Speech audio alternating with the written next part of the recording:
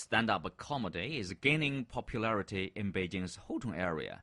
Comedy Club China is one of the few groups which are bringing laughter to both foreigners living in Beijing and Chinese who are seeking a different kind of fun. Let's follow our reporter Zheng Liang to find out more.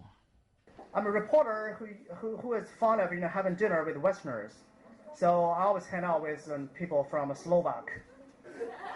Every time I was asked how you would pay for your bill, I would probably say, by check.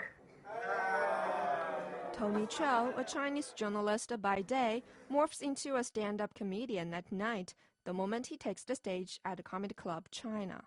And he would like to greet with me and set me the feast. But, it was too late. I was handing out my hand, ready to shake hands with him. So what am I going to do with it? Then I hold his fist. He, together with 20 or so comedians who are from all walks of life and from all corners of the world, is putting on an English stand-up show. Today was very, very polluted. 对不对? Yeah. It was like, I swear to God, I was looking directly at the sun, right? Just looking directly at it, like, gotcha. This is one of the many events organized by Comedy Club China every other Wednesday at the Hot Cat Club in Fangjia Hutong. Comedy Club China was established by two friends, Carlos Autry and Effie Smith, back in 2011, and has become a source of live stand-up comedy in Beijing. Originating in the U.S., stand-up comedy is still new to many Chinese audiences, and most comedians began their careers as a hobby. Chief Operating Officer of the club, Ryan Ha, was working in a video game company before, but he has become one of the most popular comedians in the club. I never thought I was going to do this until that first open mic, because what happens is you get on stage and you get that laugh, and then you're like, oh, it's on, and you get addicted to the comedy. It's a drug. You're addicted to it. You want to make people happy. You want to make them laugh. Each comedian has only 5 minutes to make people laugh for each show, so it all depends on the skills and the performance of the comedians. And they all have a trick up their sleeve. You guys ever hear a Chinaman on a phone? It goes like this. Wait.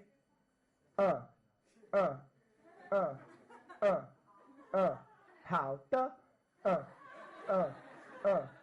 是啊，then they start doing the lean, bye-bye. Ryan Har explains his trick, referring to the joke of the phone call. One is pointing out the obvious, right? You've seen it, but you never thought about it. But then when you mention it, it's funny. Comedian and history teacher Kiri Gray advises comedians to stick to their own style. Humor is definitely very individualistic. There are some people who maybe like more dark humor, some people like more slapstick. And you should always go, if you're a comedian, go with whatever your own style is, and you'll find an audience. As one of the rare Chinese faces, Tony Chou says it is even harder to make people from a different cultural background understand certain types of humor because the jokes are told in their second language and often lost in translation. Despite these difficulties, Paul Creasy, a British who teaches English in Beijing, says Chinese comedians are welcomed in the club. We don't have any Chinese stand-up comedians in the UK, so it's cool to hear Chinese people performing here, like what their impressions are of us and what people feel like they can say of people who are mostly foreigners. It's very interesting, and a lot of our Chinese comedians are very are like our best comedians. So. As if to echo Paul's opinion, Tony Chou says the stereotypes of Chinese people need to change. Chinese people always, it's labeled a stereotype like being, over serious, whereas serious about everything. Most of the Westerners know nothing about Chinese people. The Chinese people can't be humorous. The Chinese people can't joke about their politics and can't joke about what is happening around us. Thus, for most shows, we can find the traces of cross-cultural elements in them, as both Chinese and foreigners try to tailor their comedy to their audiences. Though the audience is still small, the show brings serious fun. Just like the saying goes, analyzing humor is just like analyzing a frog. They both die halfway. So don't explore them, just enjoy them. That was Zheng Lan. Now joining us on the phone, we have Carlos Ottery, co-founder of Comedy Club China. Hello, Carlos. Hello there. Nice to speak to you. Can you hear me okay? I can hear you nice and clear. Okay. I have to say it might be a bit echoey because I'm in a urinal, but I'm glad you can hear me. Yeah. One of the rules of broadcasting is never do in the toilet because of the reflection, not reflection, or the sound. Anyway, the tiles there. You know, never ever do it. Anyway, I'll let you. Okay.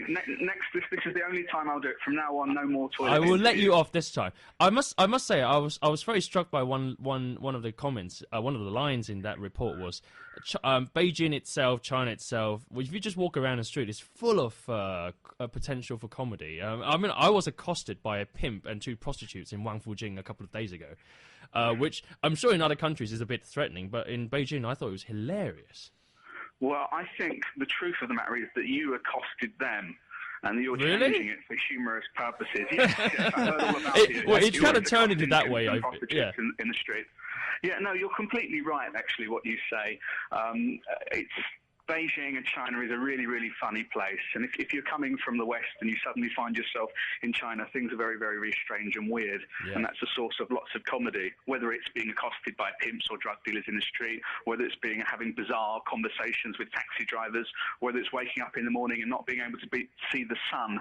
There's lots of things that are really ripe for comedy. And I think all of these things form part of the reason why it's becoming sort of so popular over the last 2 or 3 years. There's been a huge, huge explosion of comedy in the Beijing scene, and much more so than I ever thought there would be, to be honest. And Carlos, when you first founded this club, who were the people who were your punters? Were they foreigners mostly? Because, you know, stand-up comedies has been in the UK, has been in America, has been in Australia for decades. It's nothing new, but obviously it would have been more of an expat kind of territory when you first founded it, right? Yeah, well, when we started, I would say it was about 80% foreigners and about 20% Chinese. But slowly, the Chinese kind of interest in it has grown, and it's not quite half and half yet. I think there are probably still more foreigners in audiences generally, but it's certainly increasing. I think the thing of why kind of stand-up comedy is not necessarily associated with the Chinese. There's many different things. I think partly it's a cultural thing. I think you do have this sort of culture of like not wanting to lose face. And I think to get up on stage and make jokes is almost impossible for you to do a routine and not lose face. That's almost the essence of comedy itself. And I think kind of Chinese people in the past have been sort of reluctant to get up on stage and, lose a bit of face and embarrass themselves slightly. But that's all changing. I think people are willing to see that it's not so serious, and they can joke about things and they can be laughed at, and I think that's certainly what's happening around Beijing at the moment. Sure. Mm-hmm. Well, Carlos, this is Qingduo speaking. I know it is obviously your club has this audience here in Beijing, which is more international than other cities. I also heard of have performance in other cities like in Shenzhen, probably Guangzhou or like Shanghai. How were those performances received by the local audience there? Or do you have any plan to expand your club to other parts of China? Yeah, I think Comedy Club China, obviously we're based in Beijing, so we started in Beijing, but we do want to be put on events in Shenzhen and in Hong Kong and in Shanghai and in Chengdu. There are other comedy groups around. I should mention Kung Fu Comedy, based in Shanghai. They've come and done some stuff for us in Beijing, and Comedy Club China have went down to them in Shanghai. So it would be ingracious of me to say that Comedy Club China were the only group in China doing comedy. There was lots and lots of small groups in China, in fact all over Asia, springing up, and long may that continue, really. Yeah, well, good luck with that, Carlos. Thank you very much. I believe some of us are popping down on Wednesday nights. Or what? Well, I mean, they popped down last Wednesday anyway to watch. With some reporters there. Yes, and okay. I should briefly mention then, if people are interested in seeing more comedy, they should go to Temple Bar in Beijing on November the 30th. Comedy Club China are putting on a really, really big show. Toby Jarman will be there, Ryan Hall will be there, Robert Ewart will be there. They're 3 of my favourite local comedians on the scene, and they're well worth going to see. So yeah, if people want to have a laugh, do check it out on November the 30th. And that'll be in English, yeah?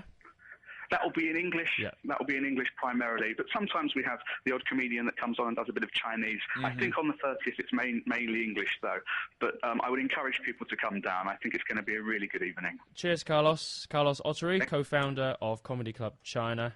Thanks to him for that, and good luck.